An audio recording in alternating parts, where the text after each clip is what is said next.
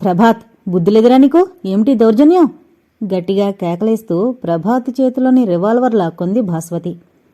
ఏదో రసవత్తరమైన నాటకం చూస్తున్న ప్రేక్షకుల్లా తన్మయత్వంలో ఉన్న వారంతా భాస్వతి, శ్రీకాంతుల రాకతో వెలవెలబోయారు. ప్రభాత్ తడబాటుతో, అబ్బే అబ్బే, ఆమెను హడలుగొడుతున్నాను, కానీ నిజం కాదే భాస్వతి. మొన్న శ్రీకాంత్ అడిగితే 100 రూపాయలు ఇవ్వలేదు కదా, అందుకని బుద్ధి చెబుతున్నా అన్నాడు. ఏడ్సవ్ వెధవా, ఆడపిల్లని అలరిపెట్టేంతవరకు వచ్చాయా మీ చదువులు సంస్కారాలు? చిచ్చి! చేత్కారం చేసింది భాస్వతి. మాలిని వంక తిరిగి, ఈ బుద్ధిహీనుల తరపున నేను క్షమార్పణ కోరుతున్నాను అందే ప్రాధేయపూర్వకంగా. మిస్సెస్ మాలిని, గంభీరంగా పిలిచాడు శ్రీకాంత్. మీరు ఉంటున్న లోకం వేరు, వాస్తవ లోకం వేరు. వెన్నెల వెలుగులే చూస్తున్నారు. ఈ లోకంలో నీలి నీడలు కూడా ఉన్నాయన్న సత్యం మీకు తెలీదు. మీది ధనిక లోకం. పేదల వాతావరణం ఎలా ఉంటుందో మీకు తెలీదు. అనుభవపూర్వకంగా ఆ వాతావరణం ఎలా ఉంటుందో కనీసం కంటితోనైనా చూసుండరు. మీకీ అవకాశం కల్పిస్తాను, నాతో రండి. మాలిని చెయ్యి పట్టుకుని ముందుకు సాగాడు శ్రీకాంత్. బల్లమీదున్న మాలిని హ్యాండ్ బ్యాగ్ అందుకుని మాలినికి అందించింది భాస్వతి. మతిపోయిందాల్లా పిచ్చిగా చూస్తూ శ్రీకాంత్ని అనుసరించింది మాలిని. అనుకోకుండా జరుగుతున్న అద్భుత సంఘటనలు ఆమె వ్యక్తిత్వంపై బాగా దెబ్బతీశాయి. స్టీరింగ్ ముందు కూర్చున్న శ్రీకాంత్ పక్కన కూర్చుంది మాలిని. తను కూర్చోలేదు, శ్రీకాంతే కూర్చోబెట్టుకున్నాడు. మాలిని పక్క భాస్వతి, వెనక మరో 3 కూర్చున్నారు. దారిలో భాస్కరిల్లు అడ్డు తగిలింది. కాఫీ కోసం కారాపి ఇంట్లోకి నడిచారు. అందరినీ ఒక గదిలో కూర్చోబెట్టి లోపలికి వెళ్లాడు భాస్కర్. 5 నిమిషాల తర్వాత రాధారాణి యువతలకొచ్చింది. వస్తూనే, నమస్కారం డాక్టర్ గారు అని మర్యాదగా శ్రీకాంత్కి వందనం గావించి మాలిని వంక తిరిగింది. గుడ్ నైట్ మళ్ళీ అంటూ. మాలిని దగ్గరగా వెళ్లి మాలిని భుజం మీద చెయ్యేసి చిరునవ్వుతో, వారితో ఇందాక వాదన వేసి కూర్చున్నవట మళ్ళీ. మీరనుకున్నట్లుగా నాకు అన్యాయమేమీ జరగలేదు. నేను మొదట్లో భ్రమపడి దుఃఖపడ్డాను. కానీ కార్లు, భవనాలు ఉన్న పురుషుణ్ణి ప్రేమించడం కన్నా త్యాగనిరతి, పరోపకార చింతన గల ఆదర్శ వ్యక్తిని ప్రేమించడమే ఉత్తమ స్త్రీల లక్షణమని తెలుసుకున్నాను. ఇప్పుడు నాకంటే అదృష్టవంతురాలు లేదని గర్వపడుతున్నాను కూడా. అని వస్తాను, కాఫీకి నీళ్లు స్టవ్ మీద పెట్టొచ్చాను, కాఫీ త్వరగా చేసుకొస్తాను అని ఇంట్లోకి వెళ్ళింది. 3 గదులున్న చిన్న ఇల్లు. ఉన్నదాంట్లో నీటుగా అందంగా అమర్చబడింది వారు కూర్చున్న గది. ఆ ఇంట్లో కాపురముంటోంది ఉద్యోగంలో ఉన్న 2 దంపతులు. భార్య ఒక ఆఫీసర్, రాధారాణి ఎంఏ, భర్త BA LLB. అంత సంపాదనాపరులు అంత సింపుల్గా ఉంటున్నారంటే మాలినికి ఆశ్చర్యంగా గాక తన స్వార్థ జీవితం వెగటనిపిస్తోంది. 10 నిమిషాల్లో కాఫీ ముగించి అక్కడి నుంచి బయలుదేరారు. కొన్ని నిమిషాల తర్వాత కారు ఒక సందు ముందు ఆపాడు శ్రీకాంత్. మాలిని చెయ్యందుకుని దించాడు. వెనక భాస్వతి, ప్రభాతు, రాంబాబు అనుసరిస్తుండగా మాలిని చెయ్యి వదలకుండా సందులోకి దారి తీశాడు శ్రీకాంత్. ఏవో సందుగొందులు తీసుకుపోతున్నాడు శ్రీకాంత్. ఇంకా వెళుతున్న కొద్దీ దారి నడవడం దుస్తరమైంది మాలినికి. పాడుపడ్డట్టున్న ఇళ్లల్లో దరిద్రాన్ని చాటుతున్నట్టుగా వెలుగుతున్న గుడ్డి దీపాల వెలుగు తప్ప ఆ ప్రాంతంలో లైట్లు లేవు. ఒక ఇరుక గొంతులో నడుస్తున్న మాలిని శ్రీకాంత్ చేతిలోని తన చేతిని విడిపించుకుని చీరకుచ్చిళ్లు పైకి పట్టుకుంది. ఆ గొంది మురికి కాలవ పారుతూ దుర్గంధ భూయిష్టంగా ఉంది. మాలిని వేసుకున్న స్లిప్పర్స్ జారుతున్నాయి. చీర కుచ్చిళ్లున్న చేత్తోనే హ్యాండ్ బ్యాగ్ పట్టుకుని మరో చేత్తో పమిటి చెంగు తీసి ముక్కు కడ్డంగా పెట్టుకుంది. నరకంకేసి వెళుతున్నట్లుందామెకి. గొంది మలుపు దగ్గర ఎదురైన ఒక కాలవని ఆవలేలగా గెంతిన శ్రీకాంత్ వెనుతిరిగి చూశాడు. నవ్వాగింది కాదతనికి. ఓ చేతితో చీర పైకెత్తుకుని ఓ చేత్తో ముక్కు పట్టుకుని కాలవను దాటడానికి అవస్థ పడుతోంది మాలిని. మాలినిది కాస్త మందం ఒళ్ళు. మీ జీవితంలో ఇటువంటి అనుభవం ఎదురై ఉండదు ఒక్కసారి కూడా, అవునా అంటూ చెయ్యందించి కాలవ దాటించాడు. అలాగే మాలిని చెయ్యి పట్టుకుని వడివడిగా నడిపిస్తూ, ఇది దరిద్రదేవత కొలువు. ఈ ప్రాంతాలే కాక ఇక్కడ నివసించే మనుషులు రోత పుట్టించే విధంగా ఉంటారు. మనసులైనా స్వచ్ఛంగా ఉంటాయంటే వీళ్లల్లో ఉన్నన్ని కలుషిత భావాలు మరెక్కడా ఉండవు. చౌర్యము, వ్యభిచారము నిరాటంకంగా రాజ్యమేల్తాయి ఇక్కడ. వీరి ఛాయలు నాగరికులు అనుకుంటున్న వారి మధ్య పడినప్పుడు తీవ్రంగా అసహించుకుని ద్వేషించి శిక్షించడానికి ఉబలాట పడతారే గాని వారినలా మార్చివేసిన దుష్టశక్తులేవో పరిశోధించరు. వెలుగులేని చోట నీడ ప్రవేశించడం ఆశ్చర్యం కాదు. సుఖించగల ఆర్థిక బలం లేనప్పుడు మనిషి దుష్ప్రవర్తనకు లోబడతాడంటే ఆశ్చర్యపడనక్కర్లేదు. కొంత దూరం నడిచి శిథిలావస్థలో ఉన్న ఓ చిన్న పెంకుటింట్లో ప్రవేశించారంతా. అడుగుల చప్పుడు విని నులక కుక్కిలో కొడుకుని కావలించుకుని పడుకున్న ఒక దుర్బల స్త్రీ లేచి కూర్చుంది. ఆవిడ శ్రీకాంత్ని చూసి కన్నీరు పెడుతూ, ఎంతకాలం ఈ దరిద్రం మోస్తూ పోగలను డాక్టర్ గారు. వీడు లేకుంటే నేను ఏ నుయ్యోగొయ్యో చూసుకుందును. వీడు అనాథవుతాడు. ఈ తల్లి నీడ కాస్తా పోతే. 3 రోజులైంది కొండలో బియ్యం నిండుకొని. 2 రోజులు టీ నీళ్ల ఆధారంతో బడికి వెళ్ళొచ్చాడు వీడు. ఈవాళ బడికి వెళ్ళనంటూ ఇంట్లో కూర్చున్నాడు. బడికి వెళ్ళి మాత్రం ఏం చదవగలడు కడుపులో మాడుతోంటే. డాక్టర్ గారిని అడిగైనా 1 రూపాయి ఇప్పించుకురా అని వీడిని పంపుదామనుకున్నాను. కానీ మీరు మాత్రం ఎంత దూరం సహాయం చేయగలరు? ఏడాది నుంచి మీరు చేస్తున్న సహాయము నేనెలా మరవగలను అని చెప్పుకుంది. శ్రీకాంత్ హృదయం ద్రవించింది. జేబులోంచి ఓ 5 రూపాయల నోటు తీసి రాంబాబుకిస్తూ, రామ్, ఇది మార్చి ఓ 3 రూపాయల బియ్యం, తక్కినవేవైనా వస్తువులు పట్టుకురా. ఏం కావాలో ఆమెనడిగి వెళ్ళు అని చెప్పాడు. రాంబాబు ఓ సంచిప్పించుకుని కావలసిన వస్తువులడిగి వెళ్లాడు. కిటికీ దగ్గర నిల్చుని ఏంటో ఆలోచిస్తున్న మాలినితో శ్రీకాంత్ చెప్పాడు. ఈమె ఒక సైనికుని వీరపత్ని. భార్యాపుత్రుల ప్రేమానుబంధం సైతం దేశం కోసం త్యాగం చేసి సైన్యంలోకి వెళ్లిన దేశభక్తుని వీర సైనికుని పత్ని పుత్రులు వీరు. వీరి పట్ల తోటి మానవుల కర్తవ్యమేమిటి? వీరిని చూడవలసిన బాధ్యత మనది కాదా? ప్రభుత్వం ఎంతవరకు వీరిని కనిపెట్టగలదు? వీరి మంచి చెడ్డల బాధ్యత పూర్తిగా ప్రభుత్వానికే కట్టబెట్టక మానవత్వంతో ప్రజలే స్వీకరించాలి. ఇలాంటి కుటుంబానికి మంచి న్యాయం జరిగేట్టు చూడాలి. రాంబాబు తిరిగొచ్చాడు సంచి నిండా వస్తువులతో. లేచి నిల్చోవడానికి కూడా ఓపిక లేనట్లున్న ఆ సైనికుని భార్యను చూసి, మీరుండండమ్మా, కళ్ళు తిరిగి కుంపట మీద పడిపోయినా కష్టం. నేను క్షణాల మీద వంట దించేయగలను అంటూ భాస్వతి వెళ్ళింది వంటగదిలోకి. ఆ ఇంటి నుంచి బయలుదేరేసరికి అరగంట పట్టింది. కొన్ని సందులు దాటించి ఓ చిన్న ఇంటికి తీసుకుపోయాడు శ్రీకాంత్. ఇంటి ముందు వాకిట్లో వాలు కుర్చీలో ఓ వృద్ధుడు చుట్ట తాగుతూ ఆకాశంలో చుక్కలు లెక్కబెడుతున్నాడు. నిండు ప్రశాంతత తొణుకుతుంది ఆ ముఖంలో. రండి డాక్టర్ గారు అంటూ ఆహ్వానించాడు చిరునవ్వుతో. శ్రీకాంత్ ఆ వృద్ధుణ్ణి మాలినికిలా పరిచయం చేశాడు. లాయర్ భాస్కర్కి స్కూల్ ఫైనల్ వరకు చదువు చెప్పించిన ఉదార మూర్తులు వీరు. భాస్కర్కే కాదు, ఇంకెందరో అనాథ బాలురకు చేతనైనంత వరకు చదువు చెప్పించారు. Retired revenue inspector.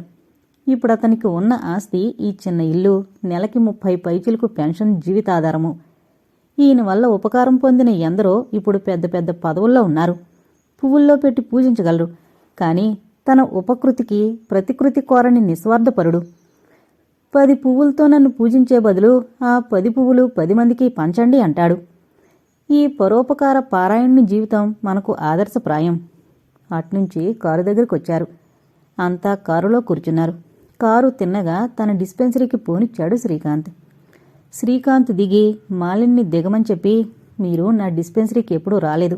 అసలు మీరు ఏ ఆసుపత్రి పరీక్షగా చూడలేదనుకుంటాను. రండి, ఒక్కొక్క రోగిని వారి అవస్థని చూదురు. నేనిక్కడికొచ్చి 2 రోజులైంది. ఎందుకంటారా? జేబు నిండా డబ్బు లేకపోతే నేనిక్కడ అడుగు పెట్టడం దుస్తరం అన్నాడు. ఒక్కొక్క రోగిని పట్టి చూపించాడు మాలినికి శ్రీకాంత్.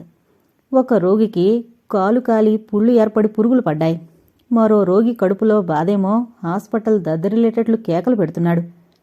శ్రీకాంత్ ఆ రోగిని పరీక్షించి జేబులోంచి ఓ 10 రూపాయల నోటు తీసి కాంపౌండర్కిచ్చాడు ఇంజెక్షన్ తెమ్మని. మాలినికి చెప్పాడు, ధనవంతులకి రోగాలొస్తే అంత జాలి పడనక్కర్లెద్దుగాని పేదవారికొస్తే వారి తిప్పలు దేవుడెరుగు.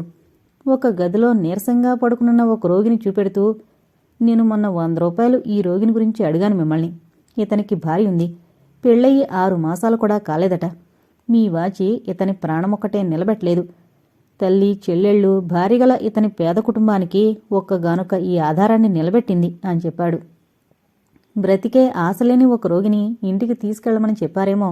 అతని బంధువులు రోధిస్తున్న హృదయ విదారకమైన దృశ్యం ఒకచోట కంటబడింది. అది హాస్పిటల్. రకరకాల రోగులున్నారు. ఆ రోగుల మూలుగులు బాధ భరించలేక వారు చేసే ఆక్రందనలు వింటుంటే మాలినికి తల తిరిగిపోయింది. ఒక్కొక్క రోగి కష్టగాథ వింటుంటే మాలిని హృదయ ప్రపంచంలో తీవ్ర సంచలనం చెలరేగింది. శ్రీకాంత్ 3వ అంతస్తుకి దారితీస్తుంటే మాలిని నీరసంగా, ఇక నేను చూడలేను డాక్టర్, త్వరగా ఇంటికి పంపించండి నన్ను. ఇక్కడ ఒక్క క్షణం కూడా నిలవగల ఓపిక లేదు నాకు అని చెప్పింది. శ్రీకాంత్ బాధగా విరక్తిగా నవ్వాడు. అయితే రండి, ఇక మిమ్మల్ని బాధించను అంటూ బయటకొచ్చాడు. మాలినొచ్చి కారులో కూర్చుంది. శ్రీకాంత్ కారు స్టార్ట్ చేసి అన్నాడు, ఇప్పుడు చెప్పండి మాలిని, ఒకనాడు గుర్తు పరిచయం లేకుండా నడి రోడ్డు మీద అడ్డమై 100 రూపాయలమ్మని అడిగాను మిమ్మల్ని. అది అనుచితమో అసందర్భమో అనిపించింది మీకు. ఇప్పుడు నాకెలాంటి అవసరాలు కలుగుతుంటాయో చూశారు కదా. నా ప్రవర్తనలో ఔనిచిత్యమో అసహజమో ఉందేమో ఆలోచించండి. మొన్న మీకు తెలియకుండా మీ వాచి పట్టుకెళ్లాను. నా ప్రవర్తన నీచంగా ఉందని కోపగించారు మీరు. ఆ రోగి మరణావస్థ నన్ను ఆ పనికి ప్రోత్సహిస్తుంటే అలా చేయడంలో అనుచితమో నైత్యమో ఉందేమో చూడండి. నా మీద సదభిప్రాయం లేకపోవడానికి కారణం నన్ను ఆ విధంగా నడిపిస్తున్న శక్తులేవో తెలుసుకోకపోవడమే. బరువుగా నిట్టూర్చాడు. మాలిని ఇల్లు చేరేసరికి రాత్రి 11 అయింది. హారం చప్పుడు విని పడుకోబోతున్న రాధిక పరిగెత్తుకొచ్చింది. మాలిని వడివడిగా వస్తూ హాల్లో సోఫాలో పడిపోయింది కారు తిప్పి. రాధిక కంగారుగా పరిగెత్తింది స్టార్టే వెళ్ళిపోతున్న కారు దగ్గరికి. డాక్టర్, అక్క పడిపోయింది, పిలిస్తే పలకడం లేదు. అంతా బిలబిలా దిగి ఇంట్లోకి పరిగెత్తారు. చలనం లేకుండా పడుంది మాలిని. 3 పూట్ల నుంచి ఆహారం లేక కలిగిన నీరసమని అభిప్రాయం వెలుగుచ్చాడు ప్రభాత్. నీళ్లు తెప్పించి ముఖం మీద చిలకరించి కర్చీఫ్తో అద్దాడు శ్రీకాంత్. కర్చీఫ్తోటే మెల్లగా విసురుతూ కూర్చున్నాడు. 10 నిమిషాల తర్వాత కళ్ళు తెరిచింది మాలిని. పాలు తెప్పించి తాగించి కాస్త కనిపెట్టి ఉండమని రాధికతో చెప్పి యువతలకొచ్చేశాడు శ్రీకాంత్. నిన్నట్నుంచి ఎక్కడికెళ్ళావక్కయ్యా? కన్నీళ్లతో అడిగింది రాధిక. నీరసంగా మూలిగింది మాలిని. ఇప్పుడేమీ పలకరించకమ్మా, రేపు ఉదయం చెబుతాను అన్ని విషయాలు. మాలినిని పట్టుకు నడిపించి పక్క మీద పడుకోబెట్టింది రాధిక. మాలినికి ఫ్యాన్ వేసి ఆమెకు నిద్ర పట్టే వరకు మేలుకునే ఉంది. మాలిని మంచం పక్కనే తను పక్క వేసుకుని పడుకుంది. మందుల కోసం కాంపౌండర్కి డబ్బివ్వడానికి బ్యాగ్ తెరిచిన శ్రీకాంత్ దిగ్భ్రమ చెందాడు. మాలిని కర్చీఫ్లో ఏవో కట్టిన మూట చేతికి దొరికింది. కాంపౌండర్కి డబ్బులిచ్చి పంపేసి మూట బల్లమీదుంచి విప్పాడు. మాలిని కొత్తగా కొన్న రిస్టు వాచి, ఆమె వేలికి పెట్టుకునే ముచ్చపు టొంగరం, కుడి చేతికి వేసుకునే 3 బంగారు గాజులు, మెడలో ధరించే సన్నటి బంగారు చైను ఉన్నాయి. దానిలో ఒక చీటీ కూడా ఉంది. మీకు అవసరం పడినప్పుడు ఇవి వాడుకోండి మాలిని. ఈ చర్యలో గల అంతరార్థమేమిటో శ్రీకాంత్కి బోధపడలేదు. ఆ వస్తువులన్నీ ఎప్పుడు మూటగట్టిందా అని ఆశ్చర్యపోయాడు. ఎందుకంటే తన పక్క సీట్లోనే కూర్చోబెట్టుకున్నాడు రాత్రి. తన దగ్గరే లెదర్ బ్యాగ్ ఉంది కాబట్టి ఎప్పుడో అదను చూసి మూట బ్యాగులో వేసుండొచ్చు. కానీ ఎవరికీ తెలియకుండా బ్యాగులో పడేయడానికి కారణం? ఏది ఏమైనా నిన్న మాలిని మూర్చపోవడంతో తను నిశ్చయించుకున్నాడు, ఎలాంటి అవసర పరిస్థితుల్లోనూ మాలినితో కలవకూడదని. తన గాలే ఆమెకి బాధాకరంగా పరిణమిస్తున్నప్పుడు మాటిమాటికి ఆమె ఇంటికి వెళ్లడం ఏం మర్యాద? తన వల్ల ఆమెకెందుకు ఇబ్బంది కలగాలి పాపం? తిరిగి ఆ వస్తువులన్నీ మూటగట్టి బ్యాగులో వేసుకుని మాలిని ఇంటికి వెళ్లాడు శ్రీకాంత్. హాలులో ఎదురైన రాధికని, మీ అక్కగారు కులాసాగా ఉన్నారా అని ప్రశ్నిస్తూ మాలిని గదిలోకి దారి తీశాడు. ఒంట్లో ఎలా ఉంది మాలిని అంటూ గదిలో ప్రవేశించాడు శ్రీకాంత్. మాలిని నిశ్శబ్దంగా పడుకునుంది. పడగెత్తిన కోడినాగులో ఉండే దర్పం, అహంభావం ఆ ముఖంలోంచి నిష్క్రమించాయి.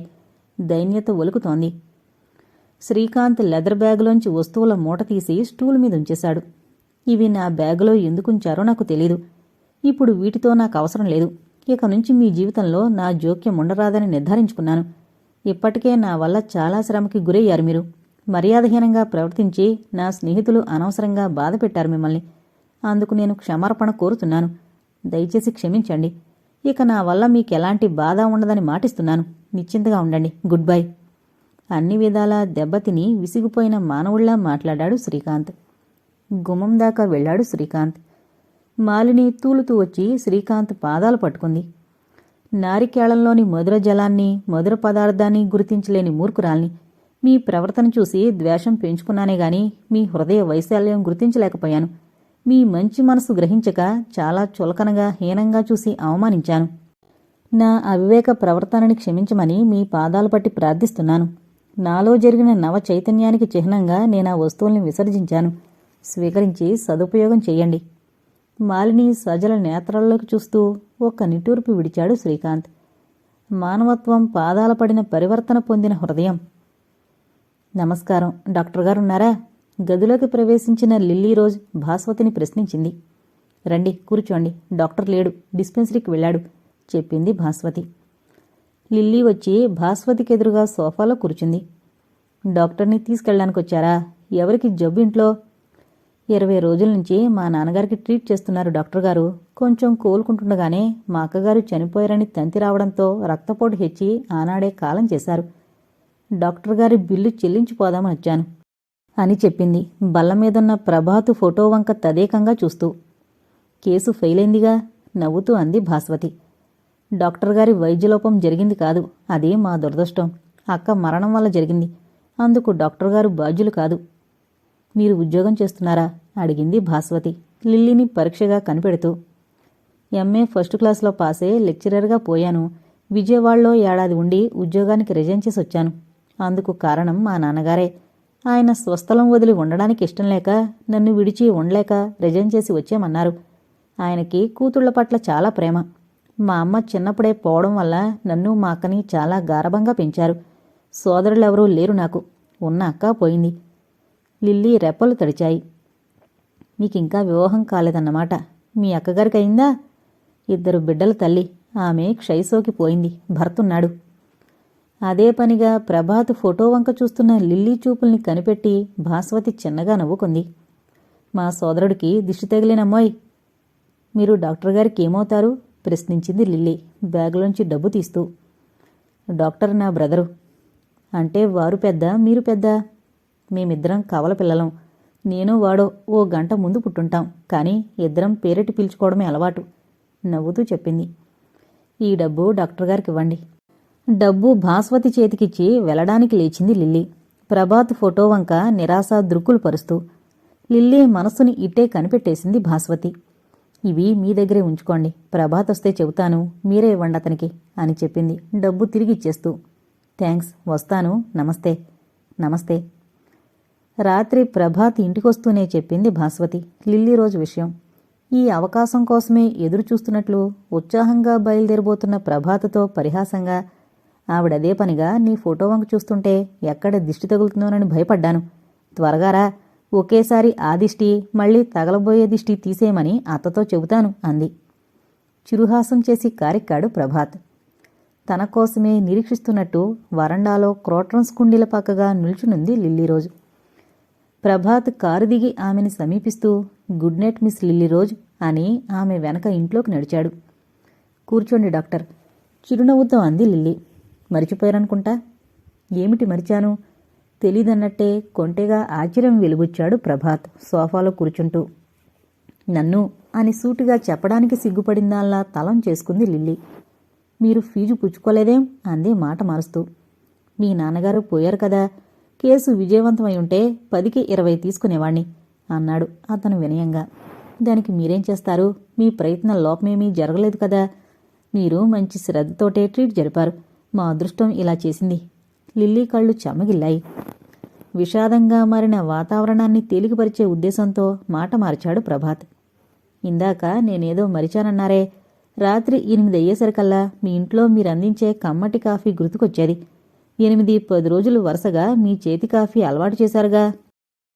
టైం కాగానే కాఫీ అందిస్తున్న మీ మూర్తి సాక్షాత్కరించేది నా హృదయంలో. లిల్లీ పెదవులపై చిరునవ్వు లాస్యం చేసింది. మరి వచ్చేవారు కాదేం?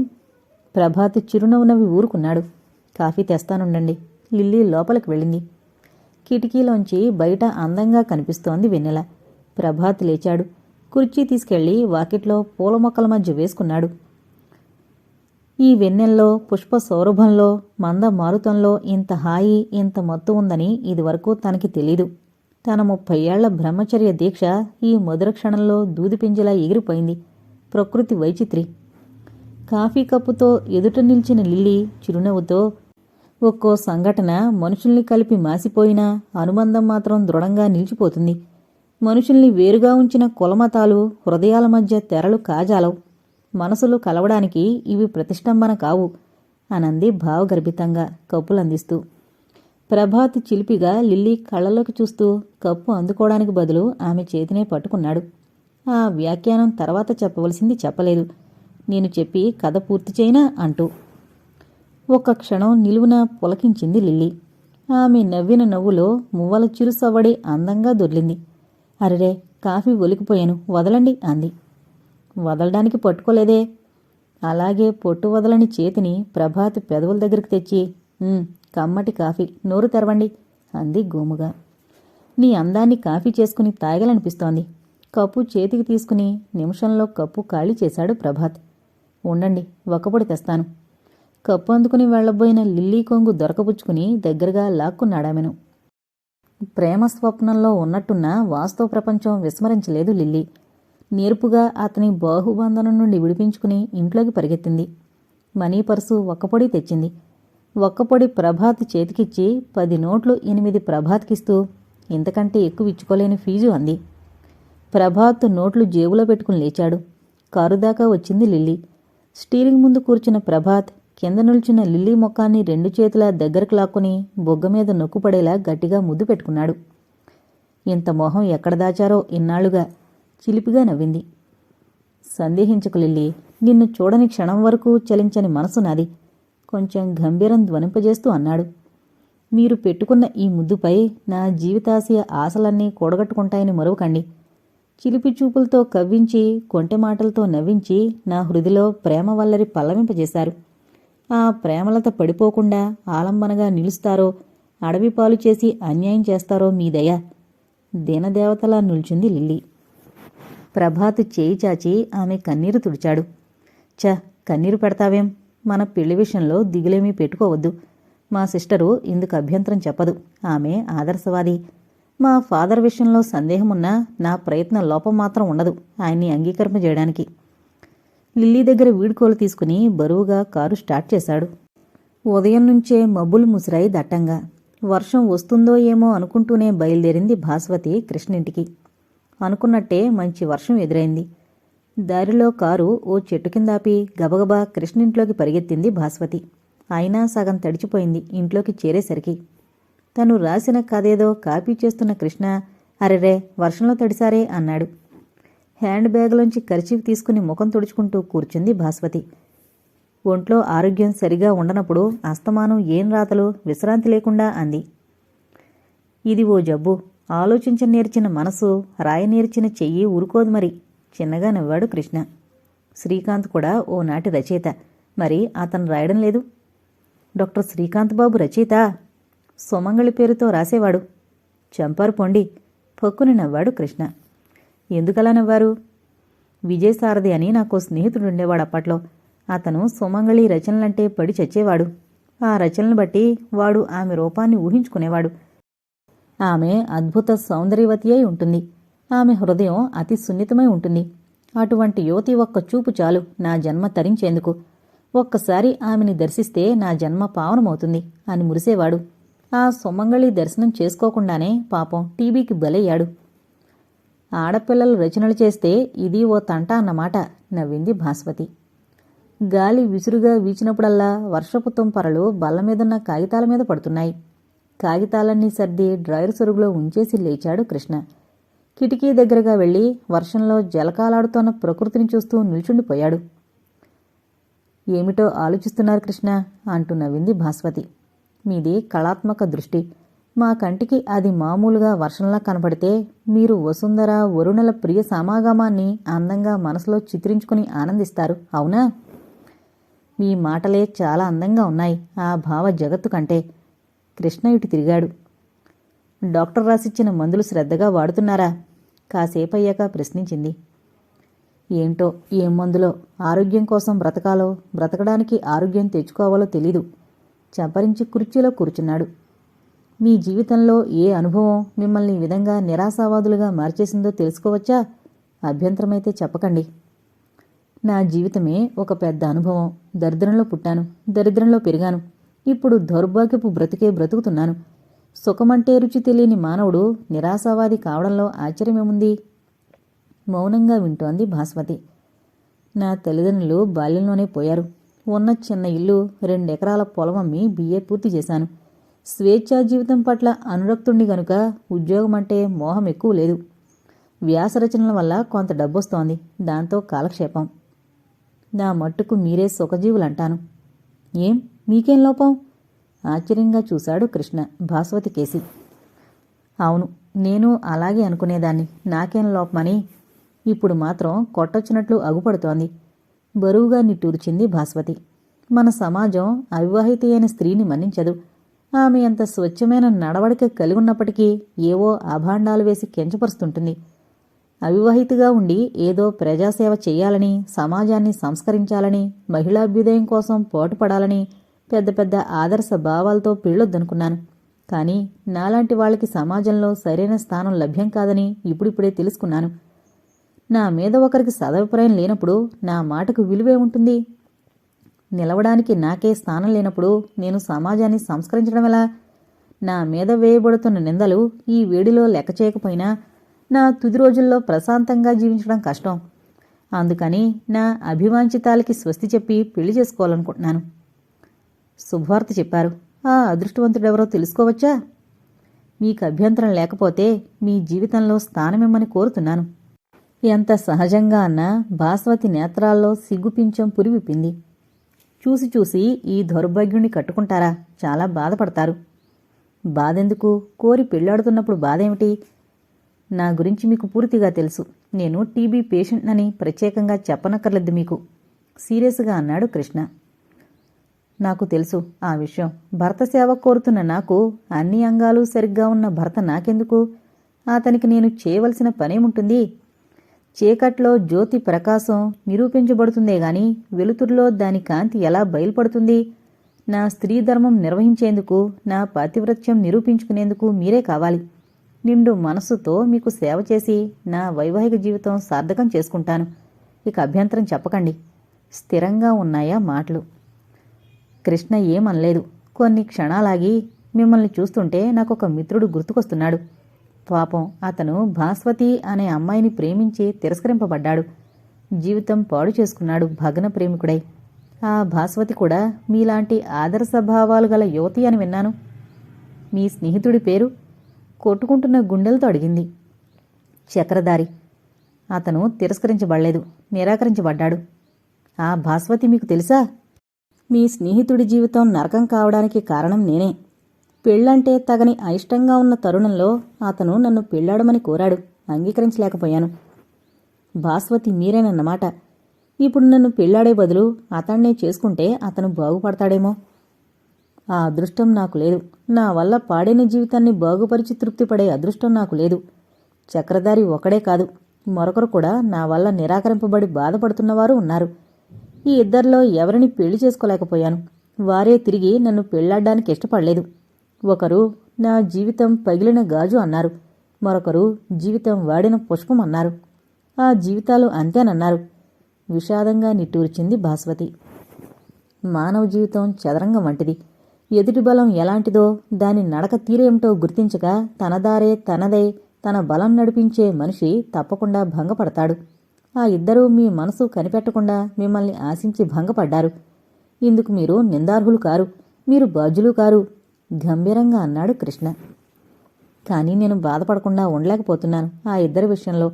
నా స్వేచ్ఛ స్వాతంత్రాలు, నా విద్య విజ్ఞానాలు మేధావంతులైన ఇద్దరు వ్యక్తుల సుఖ సంతోషాల్ని హరించడానికి కారణమయ్యాయని అనిపించినప్పుడల్లా చదువు సంధ్యలు లేకపోయినా ఇల్లే స్వర్గంగా, పెనిమిటే దైవంగా భావించి తృప్తిగా జీవించే ఇల్లాలిపై అభిమానం హెచ్చుతుంది నాకు. నిర్మల ప్రశాంత జీవితం కోపస్థ మండూకంలా ఇంట్లో పడుండే ఇల్లాలు గడపగలిగేదే గాని నా వంటి వారికి అలాంటి అవకాశాలు చాలా తక్కువ. జీవితంలో బాగా దెబ్బతిన్నారన్నమాట, కృష్ణ అన్నాడు సానుభూతిగా. బయట వర్షం వెలిసింది. వెళ్ళడానికి లేచింది భాస్వతి. నాన్నగారితో మన పెళ్లి విషయం ప్రస్తావించాలనుకుంటున్నాను ఇవాళ. అందుకు మీ అభ్యంతరమేమైనా? అర్ధోక్తిలో ఆగిపోయింది. లేదు, కృతజ్ఞురాల్ని. తేలికపడ్డ హృదయంతో బయలుదేరింది భాస్వతి. ఉత్సాహంగా హుషారుగా పాట పాడుకుంటూ తన గదిలోకి వెళ్లబోయి పక్క గదిలో తండ్రి కంఠం బిగ్గరగా విని ఆగిపోయింది. 30 ఏళ్ళొచ్చినా పిల్లలకి పెళ్లి పేరంటం అనిపించలేకపోయానని కుమిలిపోయానిన్నాళ్ళు. ఈనాడు పెళ్లి చేసుకుంటానంటూ క్రిస్టియన్ యువతని కోడల్ని చేస్తానంటావేనరా? ఈ వృద్ధాప్యంలో నాకిదొక బాధ. ఈ ముసలాడిపై ఏమైనా జాలి కరుణ ఉన్నాయరా నీకు? నువ్వు పెళ్లి చేసుకుంటానంటే మన బంధువుల్లో రూపవతులు విద్యావంతులు లేరనా? మతాంతర వివాహాలు వర్ణ సంకరాలు ఎందుకురా? తిన్నగా నడుచుకుంటే ప్రఖ్యాతి రాదని ఇలా ప్రతాపాలు చేస్తున్నావా? ఇందులో ప్రజ్ఞలు ప్రతాపాలు ఏమున్నాయి నాన్నా? నాకు నచ్చిన అమ్మాయిని పెళ్లి చేసుకుంటానంటున్నాను. దుడుకుగా ఉంది ప్రభాత్ సమాధానం. మెల్లిగా వెళ్ళింది భాస్వతి. అనునయంగా, ప్రభాత్ మనసు నొప్పించకండి నాన్న. మనసులు కలిసిన అమ్మాయిని కాదంటే వాడు మరో అమ్మాయితో సుఖించలేడు. వాడికి పెళ్లి చేసి మీరు కోరేది వాడి సుఖమా, పరువు ప్రతిష్టలు, కులమత సాంప్రదాయాలునా? అభ్యంతరం చెప్పకండి అంది తగ్గు స్వరంతో. ప్రభాత్తో పాటు నేను మీ బరువు బాధ్యతలు తీర్చాలనుకున్నాను.